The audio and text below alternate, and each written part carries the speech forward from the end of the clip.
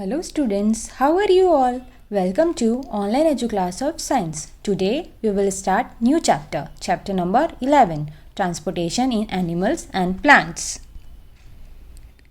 Children, we know that living organisms perform various life processes for their survival. For this, they need various useful materials like food, water, and oxygen. All the living organisms also produce some waste materials like carbon dioxide and urea. These waste materials are harmful and have to be removed from the body. So, let us see how transportation of these materials occurs first in human body. In human beings, digested food, water, oxygen and waste materials are carried around the body by blood. Blood flows through a network of tubes which are called blood vessels. Blood is pumped to every part of the body by the heart. So, the heart, an extensive network of blood vessels, and the blood form the circulatory system. Now children, let us discuss all these one by one. Blood. Blood is a red colored fluid which flows in the blood vessels to every part of the body. An average adult person has 4.5 to 5.5 liters of blood.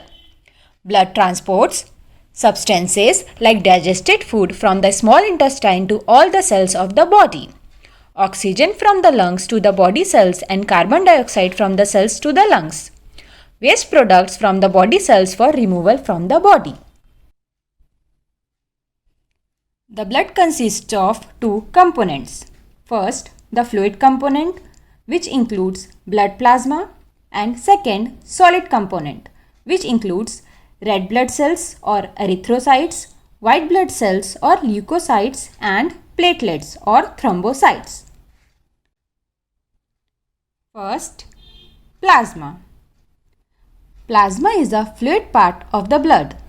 It is yellowish in color and contains about 90% of water. Plasma carries water and various materials like digested food, waste materials and hormones from one part of the body to another part. Plasma also contains electrolytes, proteins and carbohydrates.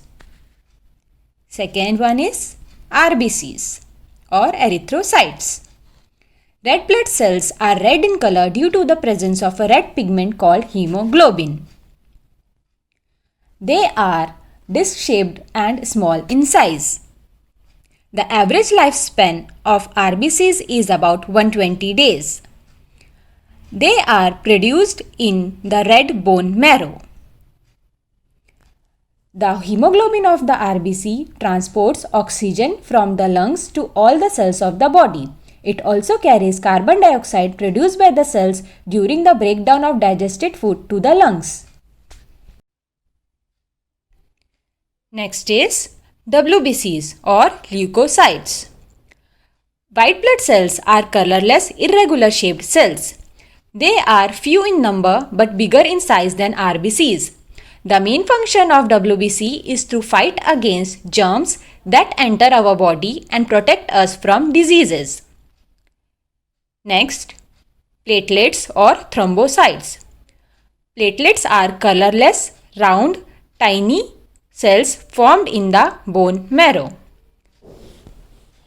When a person gets injured, then due to this bleeding starts.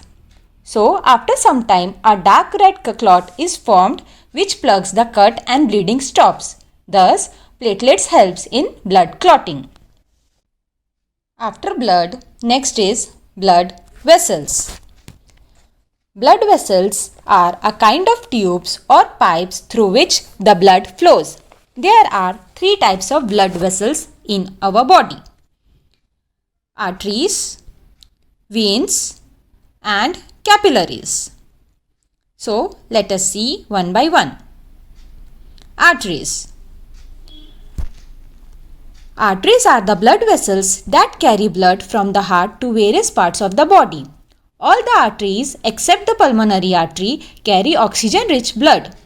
The arteries have thick and elastic muscular walls because the blood flow is rapid and at high pressure.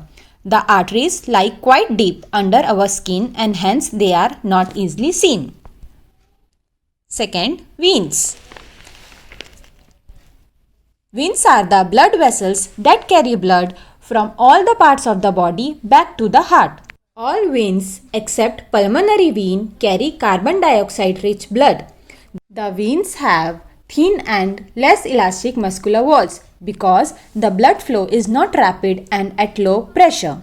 The veins are less deeply situated than arteries. The greenish blue lines which we just see below the skin of our hands and legs are the veins. They have valves which allowed the blood to flow in one direction only, that is, only towards the heart. Third, capillaries. Capillaries are extremely thin blood vessels which connect arteries to veins. Through the thin walls of the capillaries, exchange of materials takes place.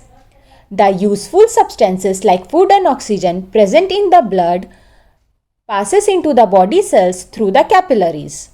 At the same time, the waste products like carbon dioxide formed in the blood cells enter the blood through these thin walls of capillaries.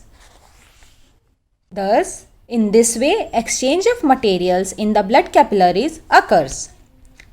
So students, here we come to the end of this part. Go through it carefully and understand it properly. Thank you.